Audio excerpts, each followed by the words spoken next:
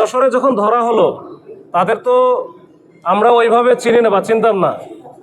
তাদের একটাই ছিল, আমাদের কিছু অন্যান্য এভিডেন্স আমাদের কাছে ছিল, যে এভিডেন্সের মাধ্যমে আমরা তাদেরকে চিনব। এবং ওইটাতে কিন্তু দেখেছেন যে ডেভিড ইমন, সে আগে আমরা যত ছবি দেখেছি সবগুলোতে অনেক বিরাট বড় বড় মুখ ছিল। মুখগুলো সে কেটে ফেলছে যেন লোকজন হয়তো খুব সহজে না চিনতে পারে। আর ভারতে যেহেতু সে পালাইয়া যাবে, যেন লোকজন বুঝতে না পারে, এটার জন্য সে কিন্তু এটা ক্লিন শেপ করে তারপরে গিয়েছে। তো তার কথা শুনেই তো আসলে প্রথমেই আমরা বুঝতে পেরেছি যে সে বলতেছে আমার বাড়ি ঢাকাতে, কিন্তু কথা তো একবারে ওই যে আপনাদের চাটগান। তো তো এরপরে তো তখন আমরা বাদবাকি জিনিসগুলো তো আমরা বুঝতে পেরেছি যে সে আসলে কি।